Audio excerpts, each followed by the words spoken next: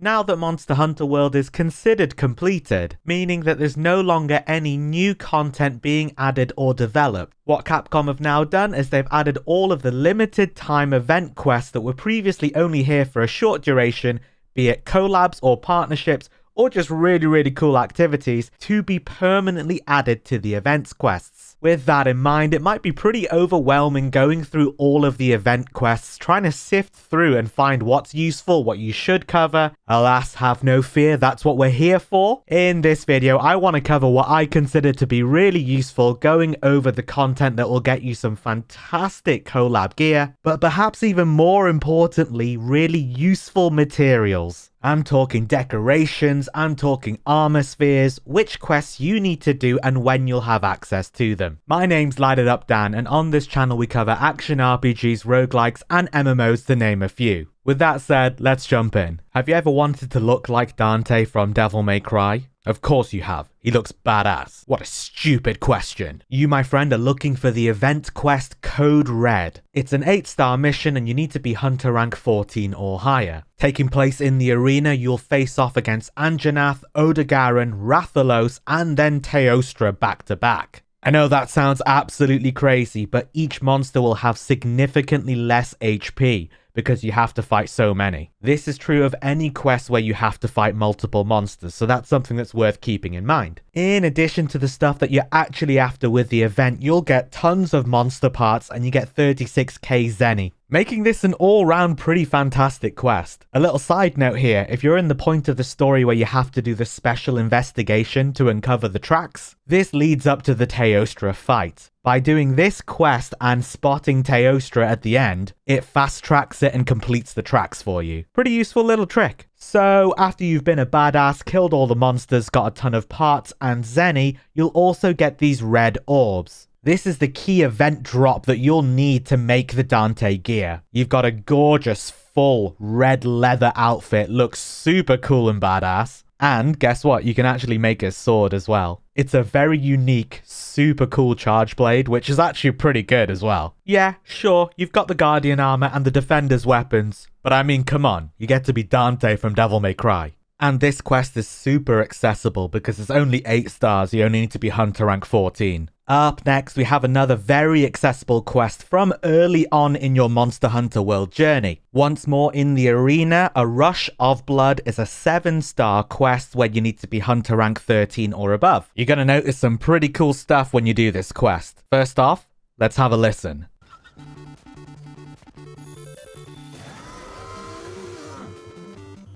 Damn son, those are some crunchy jams. Pretty cool.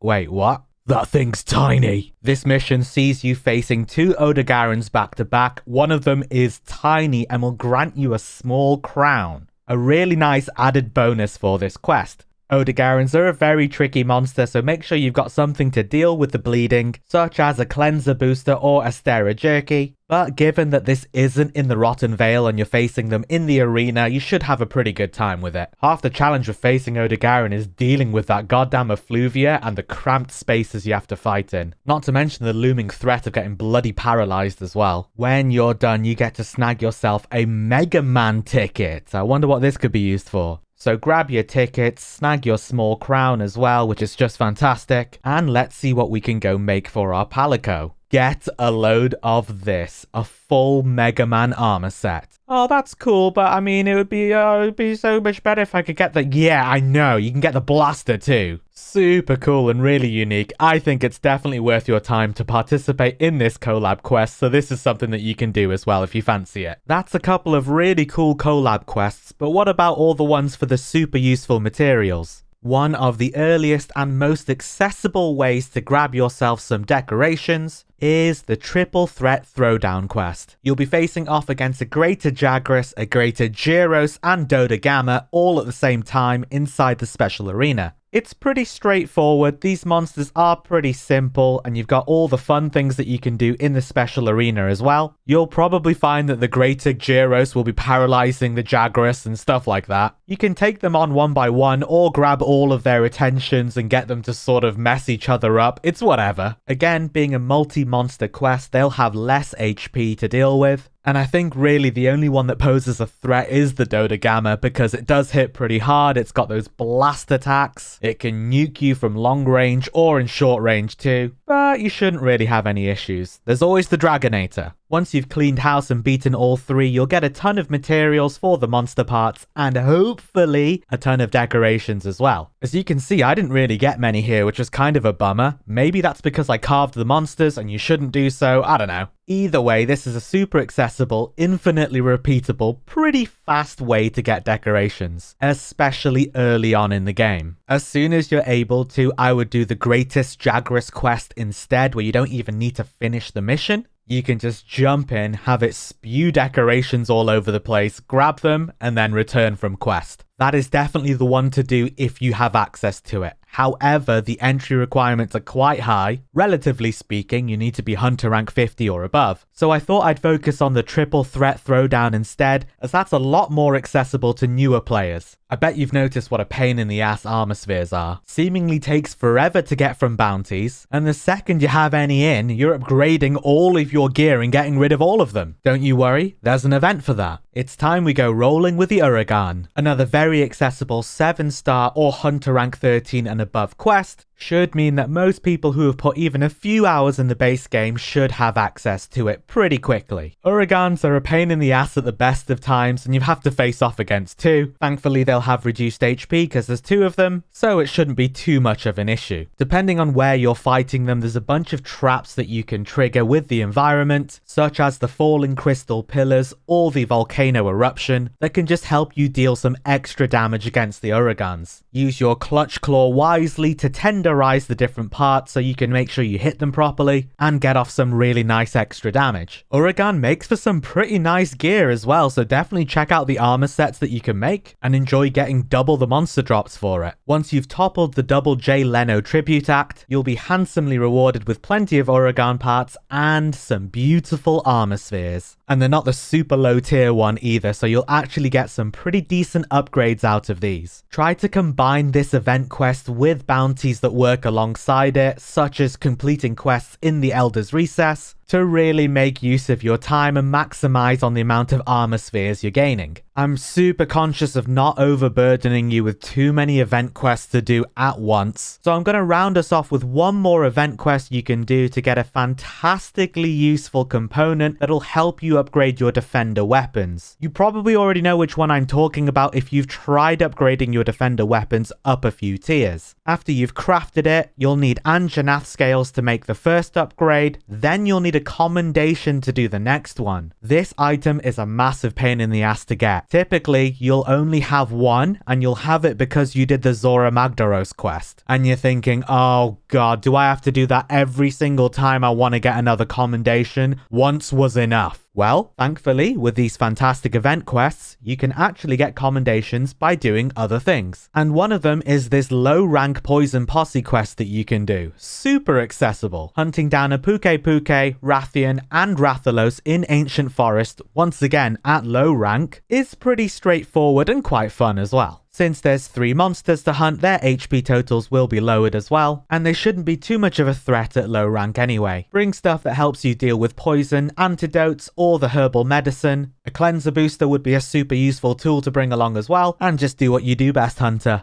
Smash! After felling the toxic trio, you will be rewarded with a commendation, which was so much quicker than doing the Zora Magdaros quest again. You can also do the Kirin the Myth quest, which is also low rank. This will net you a commendation at the end too. Amongst other things, as previously mentioned, these are used to upgrade your defender weapons up through the tiers, specifically from tier 2 to tier 3. If you're anything like me, you like using multiple weapons and you want to have various options available to you. Having a relatively quick and easy way to get commendations makes that so much less painful and allows you to explore using different defender weapons at higher tiers. Whilst that's everything I wanted to cover here, friends, that's definitely not all there is to it. There's also, for example, the Final Fantasy XIV quest against the Behemoth where you can get the Dragoon gear, or the other event quest to get the Wyvern Ignition Greatsword. Super dope. But I didn't want to overload you with too many event quests to go and do and make you feel like you don't want to do any of them because it's just too much and no. So take this condensed wisdom, go forth and get some cool stuff. Thank you for watching, friends. If you enjoyed the video, you can subscribe to the channel for more action RPGs, roguelikes, and MMOs to name a few. But until next time, I'll see you in the new world.